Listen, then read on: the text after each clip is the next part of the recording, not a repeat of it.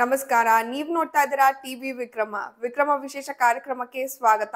ನಾನು ಜೆಸಿಲ್ ಡಿಸೋಜ. ನೀವು ಇಲ್ಲಿ ತನಕ ಟಿವಿ ವಿಕ್ರಮವನ್ನು ಸಬ್ಸ್ಕ್ರೈಬ್ ಮಾಡದೇ ಇದ್ರೆ ತಕ್ಷಣ ಸಬ್ಸ್ಕ್ರೈಬ್ ಮಾಡಿ. ಕಣಿವೆ ರಾಜ್ಯ ಕಾಶ್ಮೀರದಲ್ಲಿ ಹೊಸ ಸೂರ್ಯೋದಯ ಆಗ್ತಾ ಇರುವ ವಿಷಯ ಕಳೆದ 5 ವರ್ಷಗಳಿಂದ ನಾವು ಕೇಳ್ತಾ ಬರ್ತಾ ಇದ್ದೇವೆ.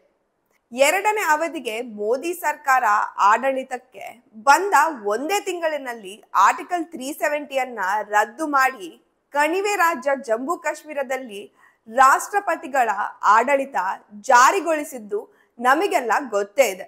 ಕಳೆದ ವರ್ಷ ಜಮ್ಮು ಕಾಶ್ಮೀರದಲ್ಲಿ ಚುನಾವಣೆಗಳನ್ನ ನಡೆಸಲಾಯಿತು. ಬಿಜೆಪಿಯಲ್ಲಿ ಇಂಡಿ ಒಕ್ಕೂಟದ ಎದುರು ಸೋಲನ್ನ ಅನುಭವಿಸಬೇಕಾಯಿತು. ಆದ್ರೆ ಬಿಜೆಪಿಯ ಮತ ಪ್ರಮಾಣ ಸಾಕಷ್ಟು ಏರಿಕೆ ಕೂಡ ಕಂಡು ಬಂದ ಆ ಚುನಾವಣೆಯಲ್ಲಿ 42 ಸೀಟ್ಗಳನ್ನ ಗೆದ್ದು ಉಮರ್ ಅಬ್ದುಲ್ಲಾ ಅವರ ನ್ಯಾಷನಲ್ ಕಾನ್ಫರೆನ್ಸ್ ಪಕ್ಷ ಅಧಿಕಾರಕ್ಕೆ ಬಂತು.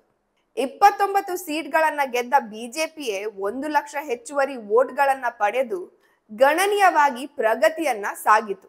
ಇದೀಗ ಮುಖ್ಯಮಂತ್ರಿಯಾಗಿ ಫಾರೂಕ್ ಅಬ್ದುಲ್ಲಾ ಪುತ್ರ ಉಮರ್ ಅಬ್ದುಲ್ಲಾ ಅಧಿಕಾರ ಸ್ವೀಕಾರ ಮಾಡಿ 3-4 ತಿಂಗಳುಗಳು ಕಳೆದಿವೆ.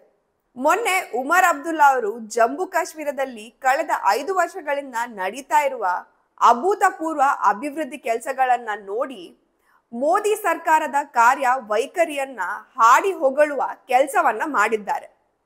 ಇದರಿಂದ ನ್ಯಾಷನಲ್ ಕಾನ್ಫರೆನ್ಸ್ ನ ಮಿತ್ರ ಪಕ್ಷ ಕಾಂಗ್ರೆಸ್ಗೆ ಒಂದು ಕಡೆಯಿಂದ तीव्र मुजुगर आगुआ केल्सा ನಡೆದಿದೆ.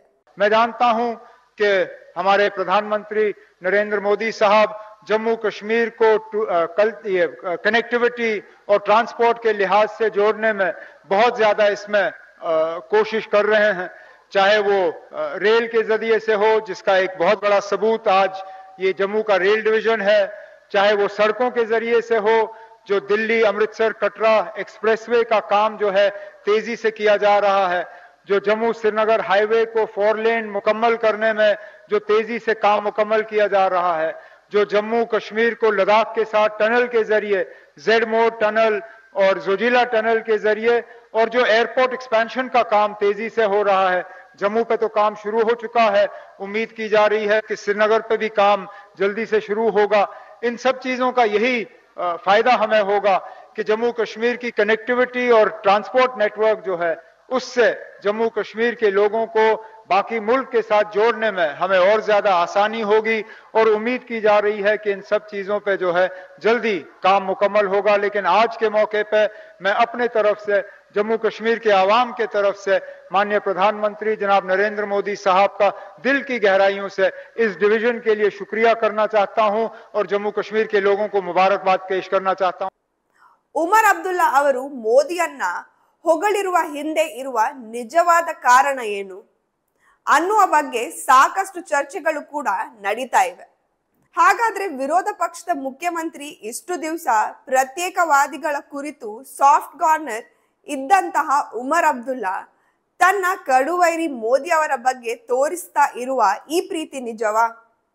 ಕಣಿವೆ ರಾಜ್ಯದ ಸದ್ಯದ ಸ್ಥಿತಿ ಹೇಗಿದೆ? ಅಲ್ಲಿ ಹರಿದು ಬಂದ ಯೋಜನೆಗಳು ಎಷ್ಟು? ನಿಜಕ್ಕೂ ಮೋದಿ ಕಣಿವೆ ರಾಜ್ಯದ ಗತಿಯನ್ನೇ ಬದಲಾಯಿಸ್ತಾ ಇರೋದು ಹೌದಾ? ಇದರ ಬಗ್ಗೆ ಒಂದಷ್ಟು ವಿಷಯಗಳ ಬಗ್ಗೆ ಬೆಳಕು ಚೆಲ್ಲುವ ಪ್ರಯತ್ನ ನಾವು ಮಾಡ್ತಾ ಇದ್ದೀವಿ. ಭೂಲೋಕದ ಸ್ವರ್ಗ ಕಾಶ್ಮೀರ ಕಣಿವೆಯನ್ನ ಮತಾಂಧ ಶಕ್ತಿಗಳು ಆವರಿಸಿಕೊಂಡು ನರಕ ಮಾಡಿದ್ದು ನಮಗೆಲ್ಲ ಗೊತ್ತೇ ಇದೆ. ಮಂಜಿನ ಪರ್ವತಗಳ ಮೇಲೆ ಮದ್ದುಗುಂಡುಗಳನ್ನ ಸುರಿದು ಭೂಲೋಕದ ಸ್ವರ್ಗವನ್ನ ಅಕ್ಷರಶಃ ರಣರಂಗ ಮಾಡಿದ್ದು ಯಾರು ಅಂತ ಜಗತ್ತು ನೋಡಿದೆ. ವಿಶ್ವವಿಖ್ಯಾತ ಪ್ರವಾಸಿ ಕೇಂದ್ರ ದಾಲ್ ಸರೋವರದಲ್ಲಿ ಮಂಜು ಹೆಪ್ಪುಗಟ್ಟಿದ ಹಾಗೆ ರಕ್ತ ಕೂಡ ಸಾಕಷ್ಟು ಹೆಪ್ಪುಗಟ್ಟಿದೆ. ಯಾವಾಗ ಇಲ್ಲಿ ಗುಂಡಿನ ಶಬ್ದ ಕೇಳ್ತೋ ಪ್ರೇಮ ಕಾಶ್ಮೀರಕ್ಕೆ ಯಾವ ಪ್ರೇಮಿಗಳು ಕಾಲಿಡ್ಲಿಲ್ಲ.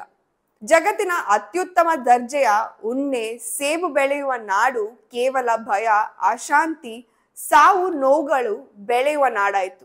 ಕೇವಲ ಮತಾಂಧತೆಯ ಕಾರಣಕ್ಕೆ ಜಮ್ಮು ಕಾಶ್ಮೀರ ಅಶಾಂತಿಯ ಗೂಡಾಗಿ ಪ್ರತಿನಿತ್ಯ ಕಣ್ಣೀರಿನ ಕಣಿವೆಯಾಗಿದ್ದು ಈಗ ಇತಿಹಾಸ. ಆರ್ಟಿಕಲ್ 370 ಅಂದ್ರೆ ಏನು? ಅದರ ಪ್ರಕಾರ ಇಲ್ಲಿ ನಡೀತಾ ಇದ್ದ ಕಾನೂನು ಯಾವುದು ಅನ್ನೋದು ಜಾಸ್ತಿ ನಿಮ್ಗೆಲ್ಲ ಹೇಳುವ ಅವಶ್ಯಕತೆ ಇಲ್ಲ. ಯಾಕಂದ್ರೆ ಇದರ ಬಗ್ಗೆ ಸಾಕಷ್ಟು ವಿಡಿಯೋಸ್ಗಳನ್ನ ನಾವು ಈಗಾಗಲೇ ನೋಡಿದ್ದೇವೆ. ಆರ್ಟಿಕಲ್ 370ಯ ರದ್ದತೆ ನಂತರ ಕಣಿವೆಯಲ್ಲಿ ಭಾರಿ ಹಿಂಸಾಚಾರ ನಡೆಯಲಾಗುತ್ತೆ ಅಂತ ಕೆಲ ಪಾಕ್ ಪ್ರೇಮಿಗಳು ಎನಿಸ್ತಾ ಇದ್ರು. ಆದ್ರೆ ಪ್ರತ್ಯೇಕವಾದಿ ಜೀವಿಗಳ ಪುಂಗಿಯನ್ನ ಬಂದ್ ಮಾಡಿ ಸದ್ದಿಲ್ಲದೆ ಆರ್ಟಿಕಲ್ 370ಯನ್ನ ರದ್ದು ಮಾಡುವ ಮೂಲಕ ಇತಿಹಾಸವನ್ನ ನಿರ್ಮಾಣ ಮಾಡ್ತು ಮೋದಿ ಸರ್ಕಾರ. ಅವತ್ತು ಲಡಾಖ್ ಬೇರೆ, ಜಮ್ಮು ಕಾಶ್ಮೀರ ಬೇರೆ ಅಂತ ಡಿವೈಡ್ ಮಾಡಿ ರಾಜ್ಯ ಸರ್ಕಾರವನ್ನ ಬರ್ಖಾಸ್ತು ಮಾಡಿ ರಾಷ್ಟ್ರಪತಿಗಳ ಆಡಳಿತ ಕೂಡ ಹೇರಿಕೆ ಮಾಡಲಾಯಿತು. 70 ವರ್ಷಗಳಿಂದ ದೇಶದ ಕಿರೀಟದ ಮೇಲೆ ಕಳಂಕದ ಹಾಗೆ ಕೂತಿದ್ದ ಕಾಯ್ದೆಯನ್ನು ತೆಗೆದು ಹಾಕಲಾಯಿತು. ಕೆಲಸ ಅಲ್ಲಿಗೆ ಮುಗಿಲಿರ್ಲಿಲ್ಲ. ಮೋದಿ ಸರ್ಕಾರದ ಎದುರು ಸಾಕಷ್ಟು ಸವಾಲುಗಳು ಇದ್ವು. ಕಣಿವೆ ರಾಜ್ಯದ ಜನರ ಹಿತಕ್ಕಾಗಿ ಕೆಲಸ ಮಾಡಬೇಕಿತ್ತು.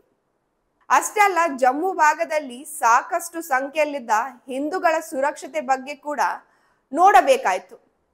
ಅದಲ್ಲದೆ ಮತಾಂಧರ ದಾಳಿಗೆ ಒಳಗಾಗಿ ದೇಶದ ನಾನಾ ಕಡೆ ಹರಿದು ಹಂಚಿ ಹೋಗಿದ ಕಾಶ್ಮೀರಿ ಪಂಡಿತರನ್ನ ಅವರ ನಾಡಿಗೆ ವಾಪಸ್ ಕರೆತರುವ ಕೆಲಸ ಮಾಡಲಾಯಿತು.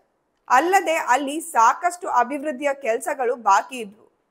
ಹಾಗೆ ಆರ್ಟಿಕಲ್ 370 ರದ್ದುಗೊಳಿಸಿದ ನಂತರ ಕಣಿವೆ ರಾಜ್ಯದಲ್ಲಿ ಅಭಿವೃದ್ಧಿಯ ಹೊಸ ಎರ ಆರಂಭ ಆಯಿತು.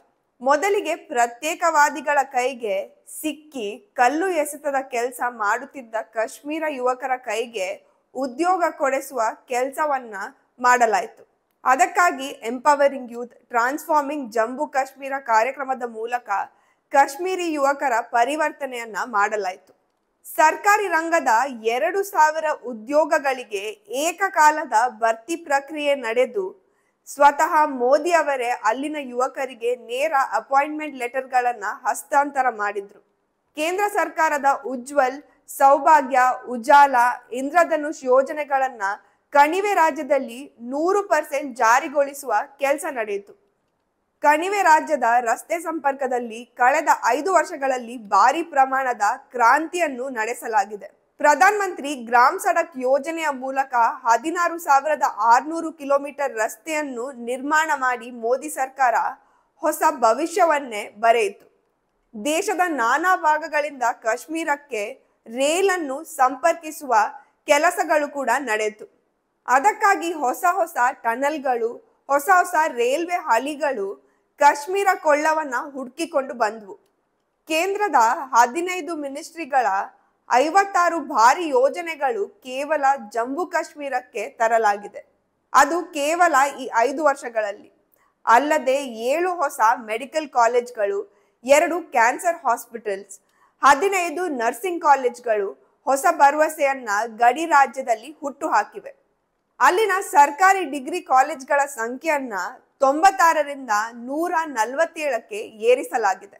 3000 ಮೆಗಾವಾಟ್ ಸ್ಥಾವರದ ನಿರ್ಮಾಣ ಮಾಡಿ ರಾಜ್ಯದಲ್ಲಿ ವಿದ್ಯುತ್ ಅಭಾವಕ್ಕೆ ಮಂಗಳ ಹಾಡುವ ಕೆಲಸವನ್ನ ಮೋದಿ ಸರ್ಕಾರ ಮಾಡಿದೆ. ರಾಷ್ಟ್ರೀಯ ಜಲ್ ಜೀವನ್ ಮಿಷನ್ ಕಾರ್ಯಕ್ರಮದ ಮೂಲಕ ಕಾಶ್ಮೀರದ 11 ಲಕ್ಷ ಮನೆಗಳಿಗೆ ಶುದ್ಧ ಕುಡಿಯುವ ನೀರನ್ನ ಮೋದಿ ಸರ್ಕಾರ ತಲುಪಿಸ್ತಿದೆ. ಇದು ಇಷ್ಟಕ್ಕೆ ಮುಗಿಯುವುದಿಲ್ಲ. 3 ಹೊಸ ನೀರಾವರಿ ಯೋಜನೆಗಳು ಕೂಡ ಅಲ್ಲಿ ಸಿದ್ಧವಾಗಿವೆ. ಅಲ್ಲಿನ ಅಂತಾರಾಷ್ಟ್ರೀಯ ವಿಮಾನ ನಿಲ್ದಾಣವನ್ನು ಮೇಲ್ದರ್ಜೆಗೆ ಏರಿಸಲಾಗಿದೆ. ಇನ್ನು ಹೊಸದಾಗಿ 57,650 ಕೋಟಿ ಹಣವನ್ನ ಅಲ್ಲಿಗೆ ಮೀಸಲಾಗಿದೆ.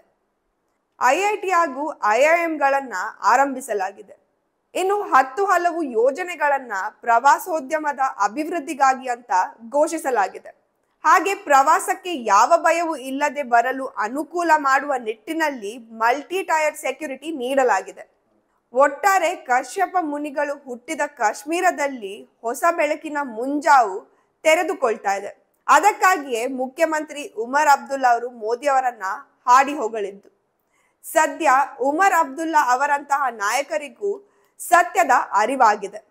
ಮೋದಿ ಅವರನ್ನ ಎದುರು ಹಾಕಿಕೊಂಡು ನಮ್ಮ ಬೇಳೆ ಬೇಯಿಸೋದಿಲ್ಲ ಅನ್ನೋದು ಚೆನ್ನಾಗಿ ಗೊತ್ತಾಗಿದೆ. ಟಿವಿ ವಿಕ್ರಮ, ದೇಶ ನಿಮ್ಮ ಕೈಯಲ್ಲಿ.